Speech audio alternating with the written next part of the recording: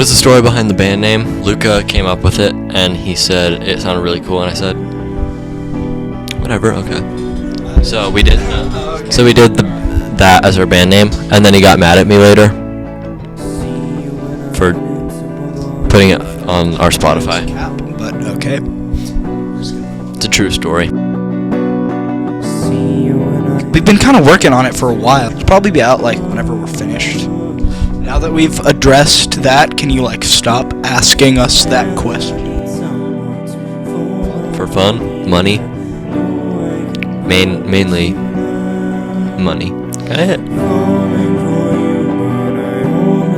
Who is Karsten Harvey?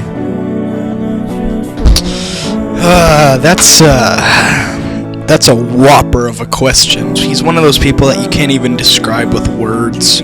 Basically, he like hunts us from time to time. He's got like this rifle he really likes, and he just kind of like shoots at us every once in a while. But it's been really important for building our character, I would say. You know, as a band, helped us to grow a lot. He's definitely influenced me as a musician.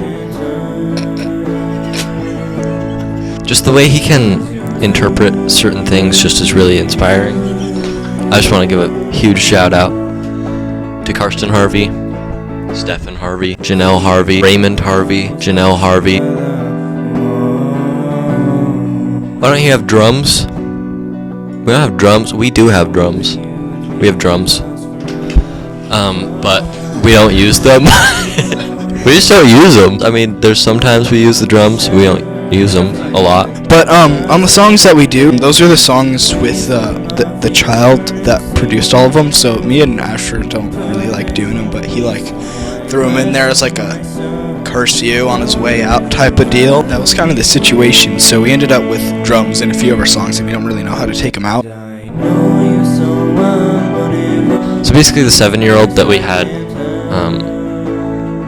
locked in this room. So he was basically mixing and mastering our songs. He said he wanted to leave, and legally we had to let him out. But it was okay in the end. We found someone else. If we don't have time to like record vocals, he'll do some of the vocals too, and guitar.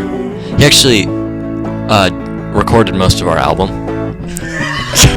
I'd like to speak on this subject with him. So, me and Asher were kind of talking. He had already asked 2 times to be free, I guess, which is kind of insane to think about. So, me and Asher were just talking one night, and we were like, man, we should really, like, let this kid go, bro. He needs a life of his own. So, we let him go. A few days after, we go into the files, and we find drums on, like, 4 of our songs. And we're like, come on, like, kid, like, we gave you, like a roof over your house and like berries to put in your mouth. We like gave you a shed to put in your house. So annoying. So now we have drums on like half our album, and we don't even like want them there. That's kind of the story of why we have drums on some of our songs. But I promise you, going into the future, we will never have a single drum on any of our songs ever again. That I can promise you, fans. So for the fans that were kind of disappointed about that part of the album, like, I apologize. Coming in future projects, we won't have drums. Cully Paris is a big influence of ours. He definitely,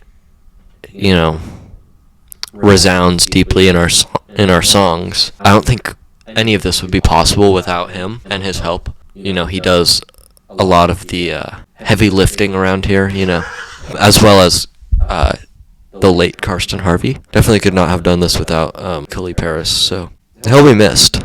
But I think more importantly, our music is definitely worse now that he's gone. I think I'm a little bit upset with him, for not living longer. He just left us hanging. Like, what kind of dad does that? Like, what kind of dad does that?